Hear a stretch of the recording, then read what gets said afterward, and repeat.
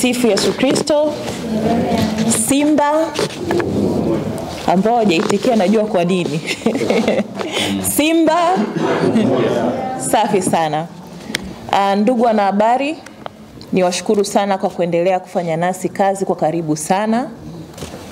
Lakini vile vile kwa viongozi wetu waandamizi ambao wako hapa, viongozi wetu waliopita, viongozi wetu wa sasa, niwashukuru sana kwa jinsi ambavyo mmekuwa mnaonyesha ushirikiano mkubwa kwa klabu yetu ya Simba Sports Club, klabu ambayo imeendelea kuongoza katika Afrika Mashariki na Kati, lakini vile vile tukielekea katika azma ya kuwa moja ya vilabu bora na vilabu bingwa barani Afrika. Kwanza kabisa nipende kumshukuru rais wetu na mwenyekiti wa klabu, mwenyekiti wa bodi ya wakurugenzi wa Simba Sports Club, ndugu Mohamed Dewji, na mwenyekiti wa klabu ambaye pia ni makamu wetu mwenyekiti wa bodi ya wakurugenzi, wajumbe wote wa bodi ya wakurugenzi wa Simba, viongozi wote wa sasa na wa zamani, wana Simba kwa jumla, management ya Simba Sports Club, ya kusimamia slogan yetu ya nguvu moja. Nafahamu wote kwa pamoja tuna kiu kubwa ya kupata matokeo. Na matokeo haya sio katika kushinda tu mechi hii, lakini matokeo haya ya pamoja tunaenda kuyapata kwa kushinda na kufuzu. Kwa sababu tukipata magoli mawili bila, hatujafuzu. Tukipata moja bila, hatujafuzu.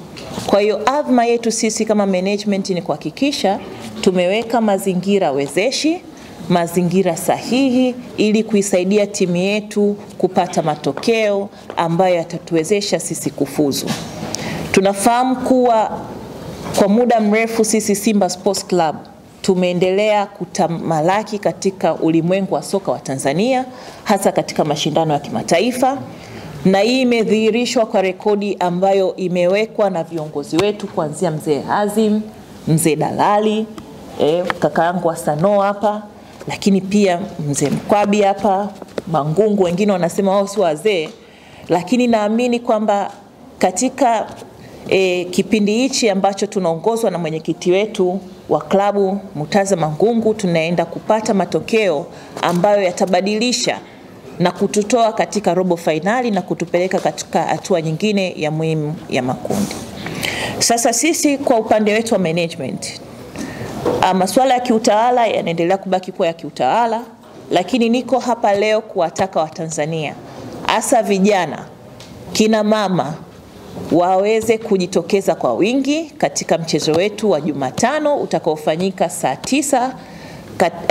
tarehe 9 saa 10 katika viwanja vya Mkapa.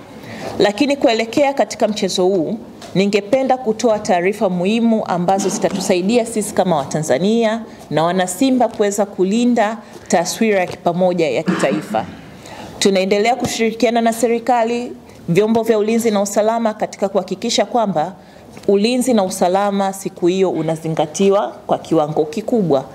Na tayari waliotangulia wametueleza ni umuhimu wa sisi kama klabu kuhakikisha kwamba hatutopata au hatutotozwa tena faini ama kupewa adhabu.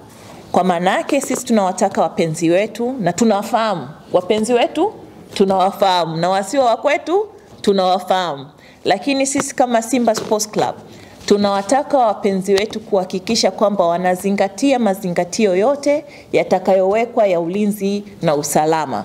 Na siku hiyo ulinzi umeimarishwa kweli kweli. Na kwa kushirikiana na jeshi la polisi, hatutoruhusu mtu yoyote ambaye sio mwana Simba atuharibie shughuli yetu. Nimeongea kwa msisitizo kwa maana kwamba sisi kama klabu tumeimarisha ulinzi kila kona. Wakati mechi yetu inaahirishwa siku ile nyingine, yalitokea maneno kulikuwa kuna wazee, mbuzi, watu wafupi amewasema mzee Dalali, mabasi yasiohitajika. Lakini mimi niwaulize maswali. Katika pita zenu kwa jinsi mnavyojua ndugu zetu hapa, kungekuwa na basi la BM Msingeliona kwenye video au picha? Lingeonekana. Wazee wafupi wangekwepo asingeonekana? Au walikuwa wanaona wao tu, sisi hatuwaoni? Sasa sisi tutume message moja tu kwamba waje watu wafupi, waje watu warefu, yaje mabasi ya BM, kama mechi haikuhusu baki nyumbani. Kwa sababu tumehakikisha tumejithatiti katika kila hengo ili kulinda ulinzi na usalama. Na sisi tutakuwa wakali sana kama klabu. Kwa maana yake kama unakuja kwenye mechi hii, usibebe mizigo mingi.